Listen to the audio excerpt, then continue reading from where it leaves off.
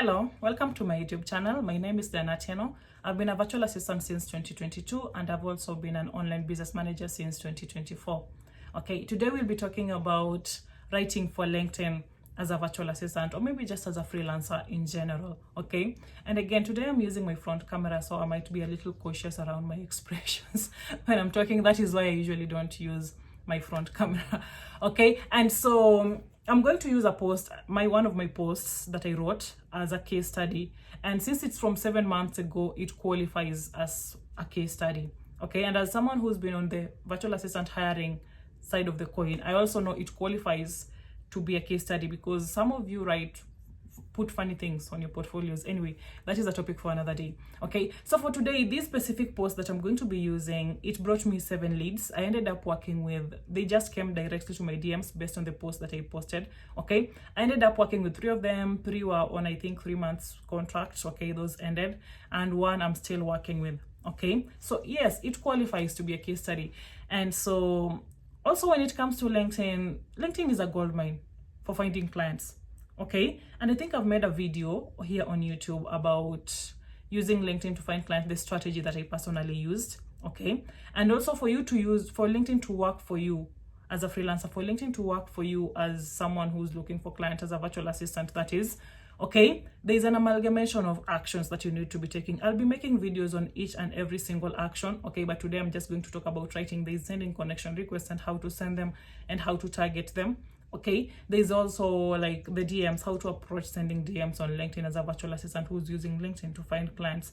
Okay, and there's also using comments, which is a great way to also like bring visibility to yourself and to your profile and to your services as a virtual assistant. Okay, that is LinkedIn. Okay, so let's dive into the case study and the writing for LinkedIn. Okay, so I'm going to read the post. Okay, so you might see me facing the other way, which we're not facing you, that is. Okay, so let's start. This post starts as, I've never lost a client and thought it was my fault. I've never blamed the client either. I usually just say it this way. I either outgrew the business or the business outgrew me. It's the same with discovery calls or interviews. If I'm not hired, I don't spiral into what did I do wrong mindset. I just accept it wasn't meant to be. But it wasn't always like that. When I was looking for my first client, I used to overthink everything. I'd replay calls in my head, wonder if my voice sounded right, if my emails were clear enough, if I'd missed the magic thing that could have won them over. I'd stretch myself, try too hard, and take silence as a failure. But now I see it differently, because being a virtual assistant or being an online business manager isn't just about support, it's about partnerships. And when it comes to partnerships, they require more than skill. It needs communication, commitment, and trust. If someone ghosts, dismisses an awkward first call, or avoids clarifying what's unclear, I let it go. Maybe that sounds cocky and nonchalant, but the truth is I'm meticulous. I spend my days worrying about my clients' businesses like they're my own. Some weekends I obsess over analytics like they're the stock market. Some days I fine-tune systems, while other days I chase strategies until they work. I listen, I adjust, I protect. The other night I woke up suddenly, no alarm, no noise. It felt almost physical, like my body knew something my mind had not caught up to yet. I switched on my phone and ended up checking my client's LinkedIn. And that is when I found one of my clients' podcast spot was about to be cancelled because a professional bio had not been sent. It was the night before the recording and they had 3 weeks to ask, and that realization, it frustrated me. But I still turned on my computer. I sat down, I wrote the bio and sent it just in time to save the spot. That's when I realized this isn't just the work I do, this is who I am. And maybe that is why I never take rejection personally. I know the weight of this work.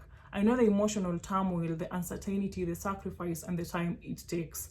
I also know I can't compete with robots, but I can show up as a human and I can do the work as a human really, really well. So when a prospect expects perfection but overlooks humanity, I don't chase. After the proposal, the calls, the follow-ups, if they still can't say it, the question isn't why didn't they choose me, it's why would I want to be chosen by them.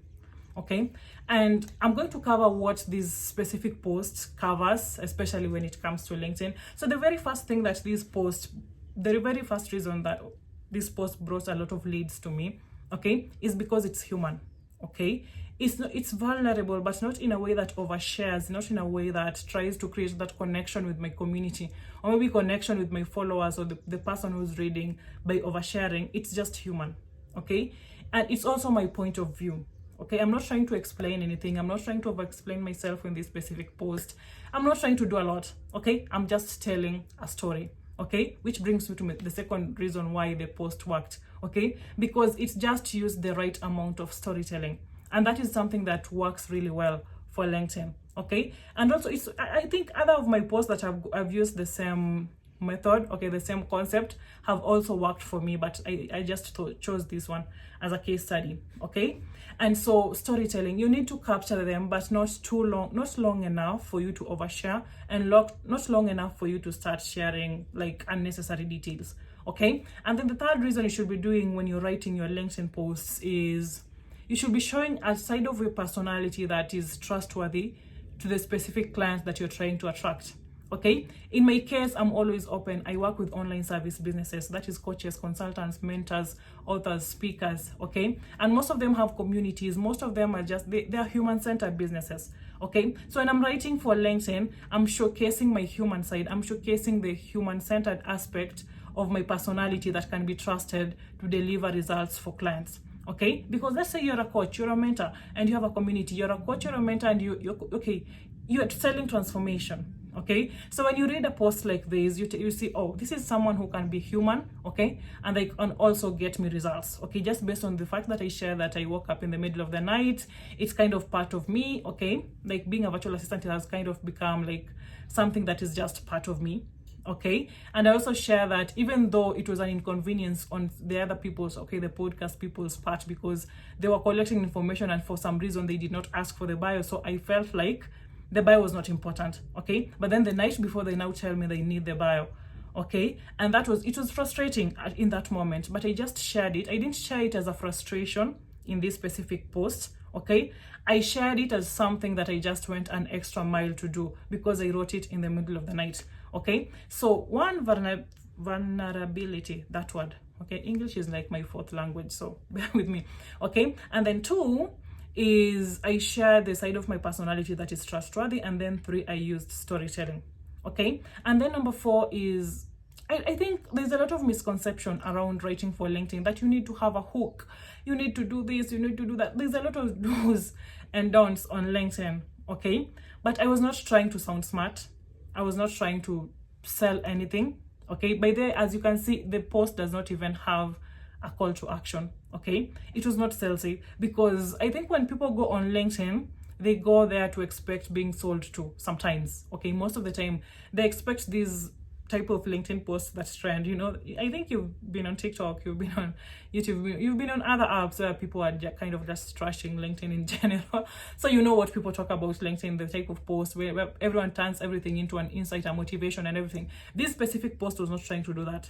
It was just a post, okay? I was not trying to sell anything, and that is exactly what catches people who are scrolling on LinkedIn off guard, okay? And then the other thing is it was in my tone, okay? It was just my own. This is not a type of post that anyone else can replicate, okay? It's something only I can write, okay? So when you're writing for LinkedIn, one, storytelling. Two, don't try to sell too much, okay? Because everyone else is already selling, okay? The only way to stand out on LinkedIn is just by actually being authentic, okay? And I'm not talking about the manufactured authenticity that goes on LinkedIn, okay, where you take every single action you've done in the day, every single thing you observed, and then you turn it into a lesson. No, I'm not talking about that. You just need to showcase something that someone finds valuable. In my case, it was the trust, okay? In my case, it was the availability, okay? And you don't need to overshare it and share it in a form like, how can I put this? Always share it in form of the results that you get, okay? Always share it in form of the aftermath, okay? When I use aftermath, it seems like a big word, okay, but it's not really a big word, okay? So share the results, the results end of it, okay? That will help you not share the actual feelings, because we all have feelings. Like I shared, in this specific case, I was frustrated, but I did not share my frustration. Instead, I just shared what I did. And that is what built the trust with the people. Like I'm trusting, that is what built the trust with the leads that came to my inbox. Okay, so writing for LinkedIn, be yourself. Seriously, just be yourself.